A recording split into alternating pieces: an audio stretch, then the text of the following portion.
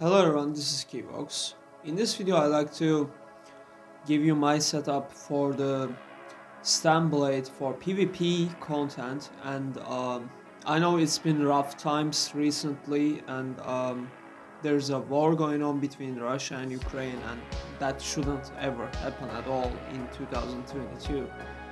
But yeah, politics and all that kind of strategies going on, and I wish the conflict between Ukraine and Russia will end quite soon, hopefully, and we go into the video now.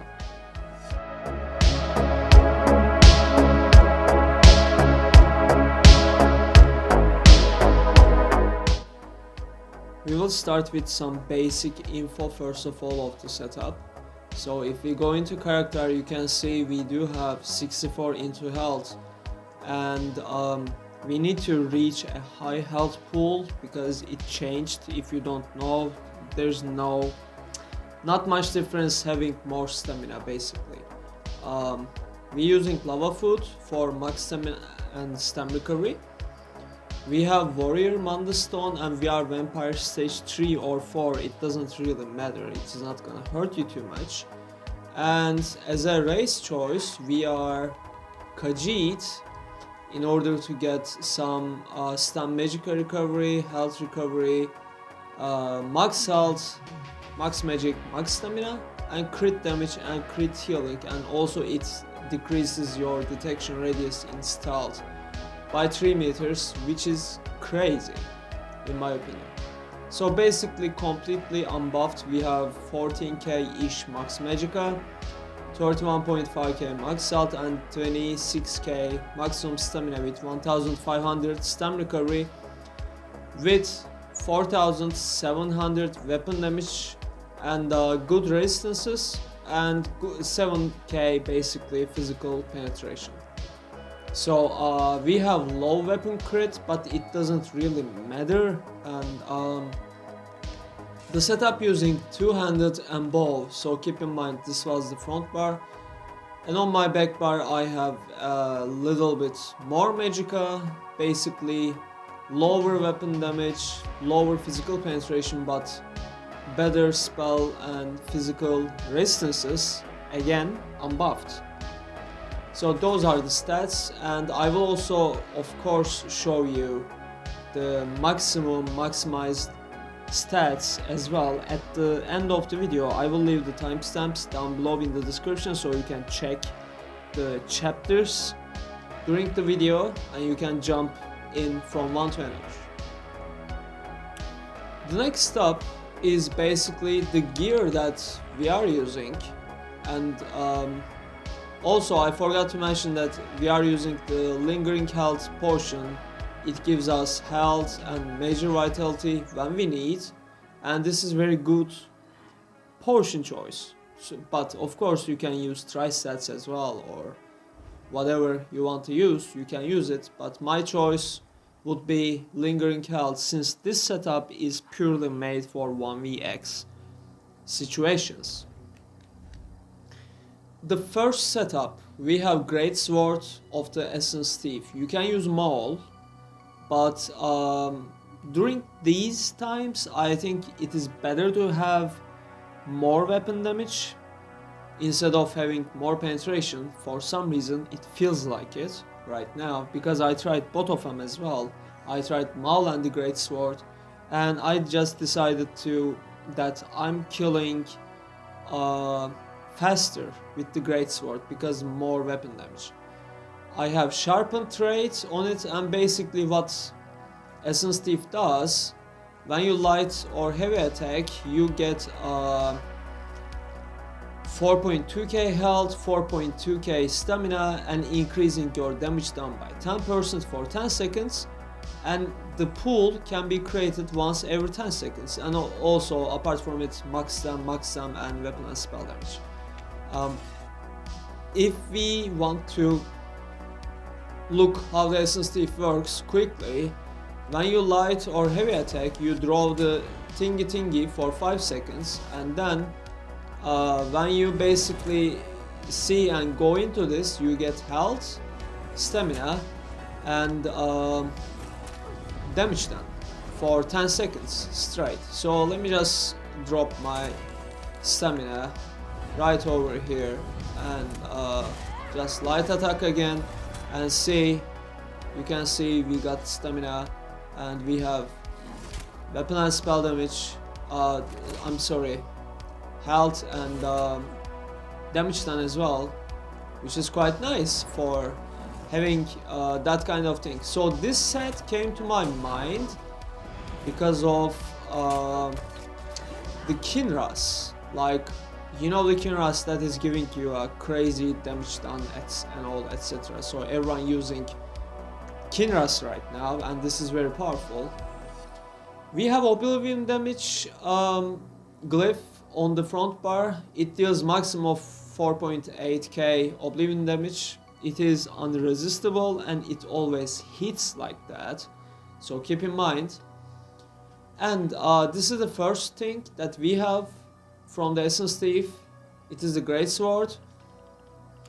And the second Essence Thief is the legs. It is impan with the max stamina.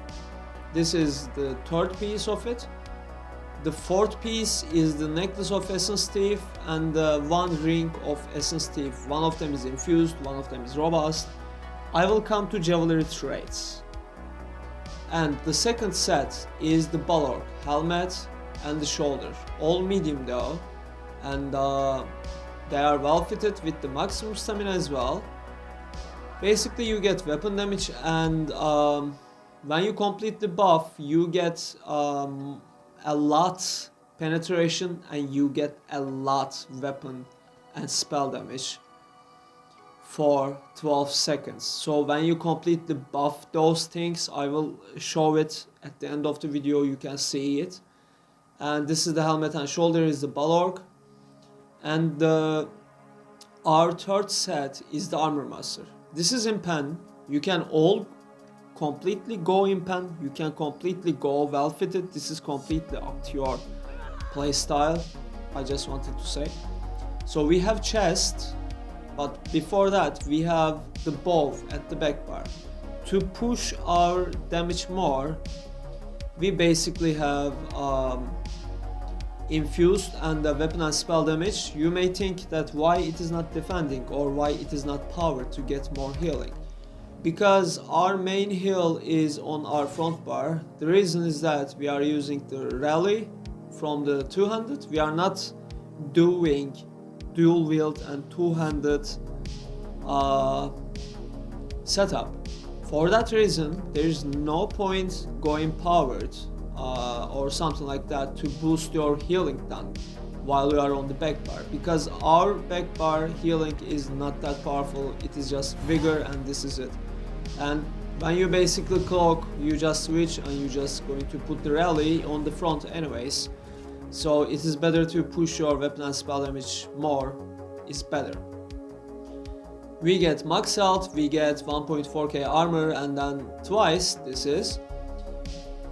While you have an armor ability slotted, which is shuffle on our back bar, your max health increased by 5%, and when you use that skill, your physical and spell resistance is increased by 6k. Let's just go light attack, that Alit, and put the shuffle on, go to character. You can see we have 23.4k spell and physical resistances, and it is basically always up, and this is very powerful thing. Like now you can see the Essence Thief is also working, and we have the arms, we are greenish as well, and also Balorg procced as well on the same time because I use it. So yeah, this is how the Armor Master works. We have the bow, we have the chest, we have the hands, and we have the boots. All of them in pen, all of them max stamina, all of them is medium armor. We are using 7 medium, 5 in pen, 2 well fitted currently, but you can change it to anything as long as you want how to do it. And the last item is Marking Ring of Majesty. So we getting from that thing on our front bar 200 weapon and spell damage and 2.3k armor. On the back bar, that's also the same because our setup is made like that, and this is bloodthirsty. So about the traits of the jewelry, we have one robust, one infused, and one bloodthirsty, all weapon damage glyph. You can all go swift to run, so you can run fast like crazy chicken. You can go completely infused, okay, or you can go 2 infused, 1 bloodthirsty, or if you feel, you can just go 1 robust, 1 infused, 1 bloodthirsty as well. All of them is viable, but probably in this situation the best of the best would be 3 infused, because you don't need swift, like not really. Being fast is okay, but you can just dodge roll on the bow bar and keep running anyways, and yeah, of course the swift is going to boost it more, but I just prefer more weapon damage. That's just my choice. And the last thing, we have the 1 medium belt of trainee to get 1.4k health. Also this should be in pen as well, but I just don't have the transmit right now. Again, yes, again, I'm sorry, I don't have it. Maybe one day when I get my PC, proper PC, I will do a PTS thing on you know, on the Elder Scrolls PC, and then I can do everything proper. Don't do what I do though, but do what I say, and yeah, you will be just fine. Apart from it, the skills, we go into the skills. We have every passive like Khajiit, Assault, Sport, Medicinal Use, etc. The Vampire skills, Fighter skill passives and all, so you get every passives basically. The front bar, the first thing is the shadow image, so you can teleport back and forth. Relentless focus to get more weapon and spell damage, and the bow proc, which deals disease damage and heals if you are within 7 meters. This is what melee range does. Melee range is. This is 7 meters. It is not saying it, but this is 7 meters. The third skill is rally from 200. It increases your weapon damage and also giving you stun recovery, and it is our main heal skill. When you are using it, like let's say you low on health, you just don't spam or something like that. You just put this on, it will keep going. The more it goes, the more health you are going to get at the end of the effect.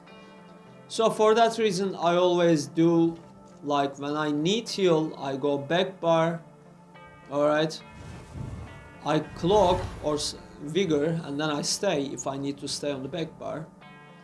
Otherwise, I vigor and cloak, and then I go front, and then bam, I drop the rally, just like that, and I get crit healing from rally, no matter what, and this is huge healing. From 0% health, you will go to 100% with that. I cannot give up on the executioner. I'm still using the executioner. It just hits like a truck, and this is crazy damage. When they are around 30-ish, 35%-ish health, executioner hits like a truck. Surprise attack is basically physical damage dealing, and if you are on the flank, it stuns the enemy and sets them off balance. And our front bar ultimate in cap. When you use it, you can stun them if you have more than 120 ultimate. Otherwise, if you use around 75 or less than 120, it is not gonna stun the enemy, so keep in mind. And your attacks is gonna make 20% more damage for 6 seconds to the target. So this is very good. But there's another alternate, which is Onslaught, dealing 15k physical damage to them and all nearby enemies within 5 meters. And this attack ignores the target resistance and gives you physical and spell penetration for your direct damage attacks equal to 100% of the amount ignored from the initial target for 5 seconds. This is also crazy skill. It is completely up to your playstyle again. You are not limited with in-cap strike in this situation. You can use onslaught from two-handed ulti, okay, keep in mind. So you can just put this right here.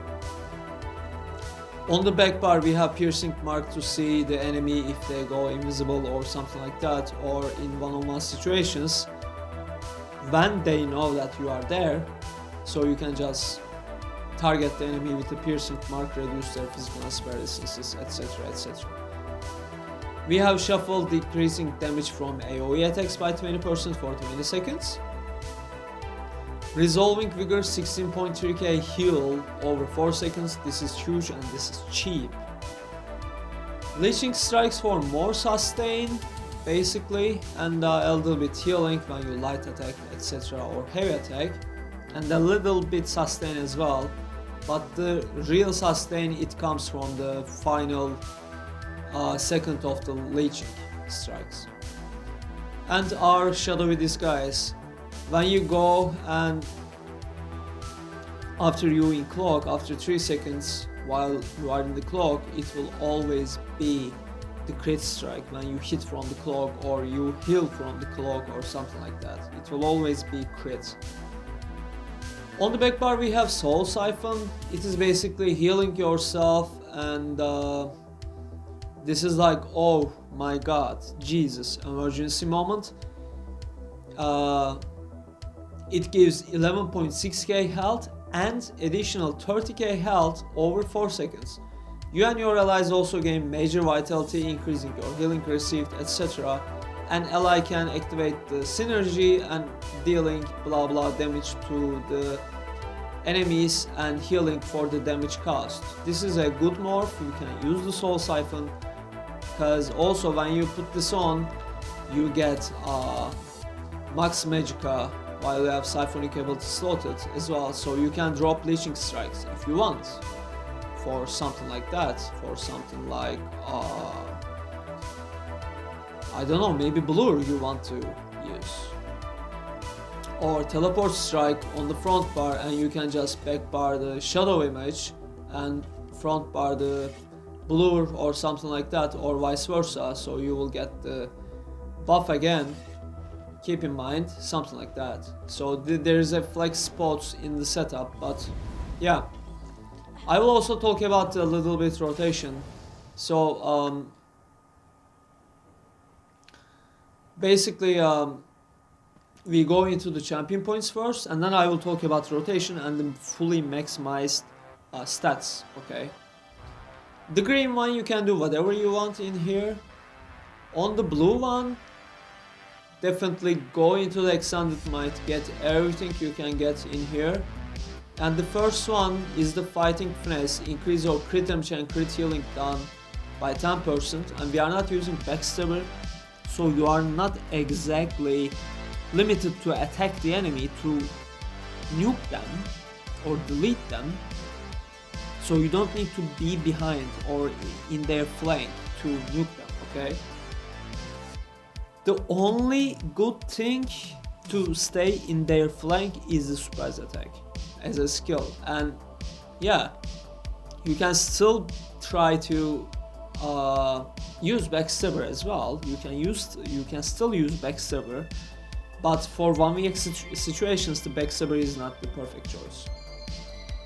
So we do have fighting finesse in here. We have duelist rebuff, reduce your damage taken by single target attacks by 10%. And the third one is the dead aim, increase your damage done with single target attacks by 10% again.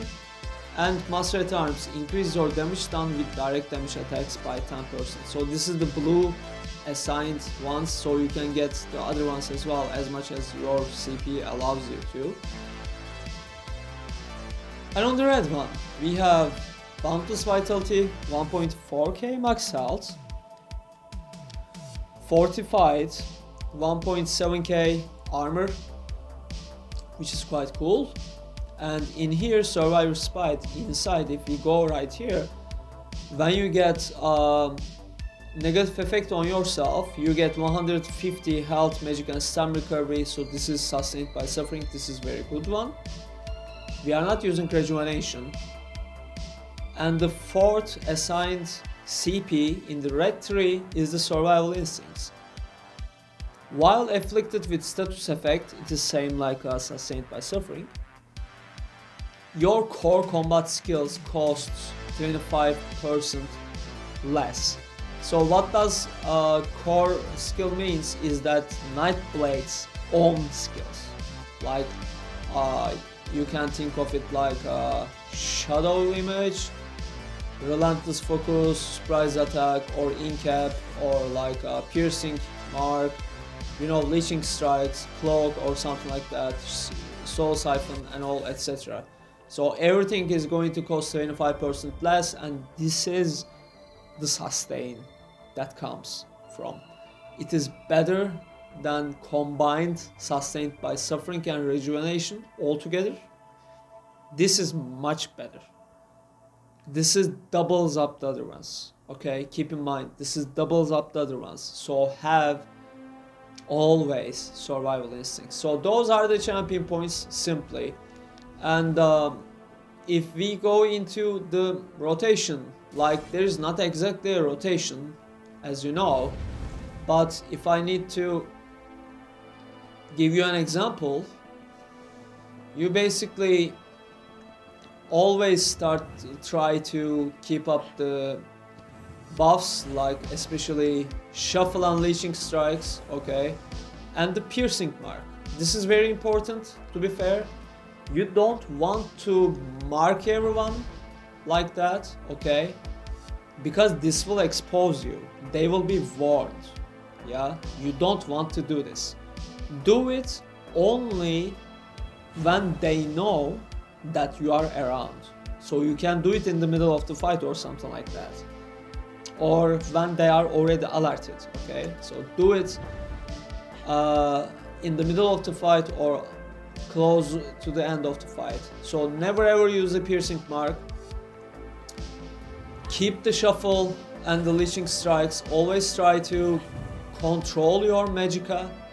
Never spam the cloak to hide or something like that. If you need to dodge roll, you basically go to back bar and dodge roll, move on, put yourself into a good position, and then cloak if you need, and then keep the buffs again, like refresh the buffs, because while you are running on the run, you can basically go into cloak and put your shuffle and leeching strikes and come back and keep fighting. And also one of the beautiful things that you have is the Merciless Resolve. Basically when you do 1, 2, 3, 4, 5 light attack, you have a crazy damage. Also your weapon damage is increased to 6000. It is a joke. And when you have 5 proc, you can just drop it and you can kill this, and this will hit like a truck, even though it didn't crit, and it hits still 17k. And the one complicated thing to use as a stun blade, this is becoming popular nowadays, so keep in mind, is the shadow image. If you learn how to use it, yeah, no one going to catch you. Nobody is going to catch you ever and ever. Like you can come into it, fight right here and all, etc., and then like boom, you can just jump back right here, and this is just a crazy skill. But don't forget where you put this on. Like for example, there's an enemy right there, so I just put the shadow image, go in there, fight, etc. And then when I need to go back, I can just put this on and cloak, and they don't know where the hell that I just went. So this is the very good thing to use it. But you only have one teleport back basically, even though the duration is up. For example, I just put that there. So when you press it back, you cannot teleport back again. This is just one time. So you need to put this up again on the new spot and make sure the enemy don't know where did you put. So they will search you, but you will know where they are. So keep in mind, like, do not drop it every now and then, because it is also costing like nearly 30% of your magicka. Keep in mind with that. Be careful with this. Always keep up your rally. Always light attack and surprise attack in between. And there's two things actually that you should know. Okay, so one of the thing is that you can like light attack, have the bow proc on you, and only use it when they are low on health. So I have a 5 proc right now, but I'm not using it, so it is like very 1 minute buff. You can just keep this up as well. As much as you keep this up, the good thing with that is you have when the skill says, where is it basically, each light attack or heavy attack gives you 60 weapon damage, which is 300 weapon damage. Okay, so as long as you have the stack of the 5 and you just deal damage and do not, when you don't use it, you have a 300 more damage basically. And then even if the skill goes off, when you press the Mercy's Resolve back again, it will come back, and you still have the 300 weapon and spell damage. But use it when the enemy is low on health, and if you realize that they are not blocking, and then you just drop the Mercy's Resolve basically, and they cannot literally resist it, like, because it is going to hit like a truck. Okay, and this is very powerful. The another thing is that when you see the people is around 30-ish, 35%-ish percentages, don't hesitate to use the executioner. Like, literally, it still hits very hard. Okay, it hits very hard, and it will put some pressure on the enemy basically. So they will try to heal. As much as they try to heal, you will keep up the executioner, because that will be your hard hitter skill. Okay, so keep in mind. And the more ultimate you have, the better damage you're going to have on the enemy. You can use onslaught if they are tanky, or if you are facing like tanky people the whole time and you want penetration and you want a higher spell damage and being immortal at the same time, you can use onslaught. But if you play just a little bit ganky, you can just switch the onslaught with the incapacitating strike basically. So let's talk less, and I like to tell you and show you one final thing before I end up the video. I want to show you my maximized stats and completely buffed version of this NIGHTBLADE basically. So let's just go into it. I can even just do this on that dummy. It doesn't really matter too much, I think. I'm not quite sure about it, but it shouldn't matter too much. Just put this on, just bash that guy, do this, cloak, onslaught, light attack, and then yeah, 8,800 weapon damage with 46k penetration. And this is like huge thing. This is crazy. And this is, of course, comes from the onslaught, so, and the Balork as well. So if you go basically in cap and you go into the combat, okay, and proc yourself again, and then okay, just light attack, go front, in cap, you just have 8,800 with a 20k physical penetration. Still is huge. So you get less penetration with the in-cap and same weapon damage, but with onslaught you have basically 1 second less, if I'm not wrong. Am I right? In-cap is the 6 seconds and the onslaught is the 5 seconds. So this is just 1 second less, but you get much more penetration. And your penetration and physical and spell resistance is also increasing because of the onslaught as well. So it is kinda nuke thing that you can't think of it. And this is a AoE ultimate, but it just doesn't stun. So for that reason, maybe you would like to have the in-cap on, okay?